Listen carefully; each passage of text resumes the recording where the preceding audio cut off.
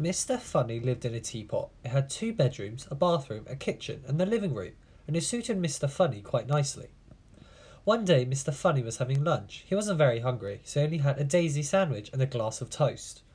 Delicious, he murmured to himself as he finished his funny lunch.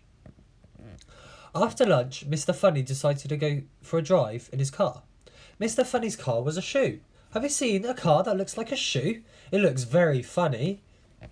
As he drove along, everyone who saw him laughed to see such a funny sight. He passed a worm on the side of the road. The worm thought Mr. Funny in his funny car was the funniest thing he had ever seen. He nearly laughed himself in two. He passed a pig in the field. The pig thought Mr. Funny in his funny car was the funniest thing she had ever seen. She nearly laughed her tail off. Even the flowers he passed thought that Mr. Funny was the funniest thing that he had ever seen. They nearly laughed themselves out of the ground. Eventually, Mr. Funny came to some crossroads. He didn't know which way to go, so he looked at the signpost. One of those signs said, "To the zoo."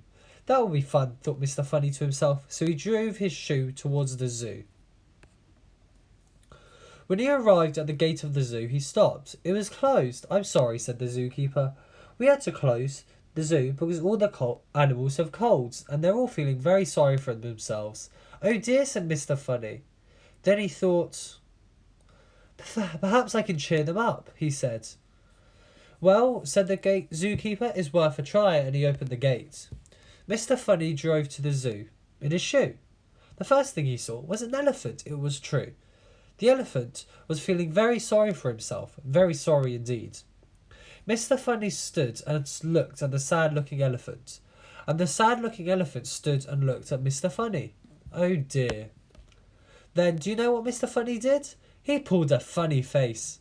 Mr. Funny, as you'd imagine, is very good at pulling funny faces. The elephant giggled. She had never seen anything so funny. Mr. Funny pulled another funny face. The elephant burst out laughing. The elephant laughed and laughed and laughed. She laughed so hard she nearly laughed her trunk off.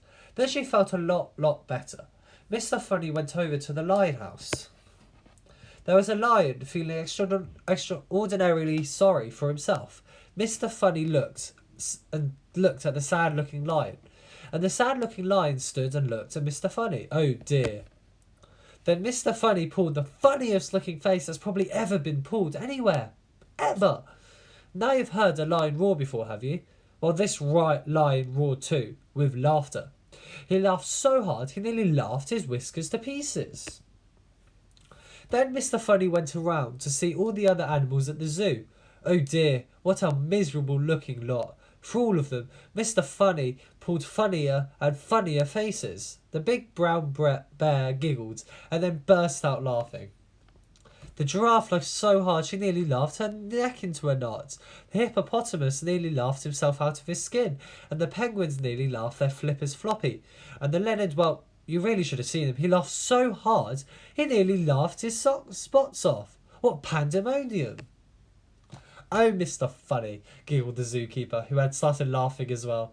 "Oh, Mr. Funny, thank you very, very much indeed for coming to cheer us all up." "Oh, it was nothing, really," replied Mr. Funny modestly and drove off in his shoe. Later, when Mr. Funny arrived home, he chuckled to himself. Well, he said, that's the end of another funny day. And he parked his shoe and went inside his teapot and, because he was feeling thirsty, he made himself a nice hot cup of cake. The end.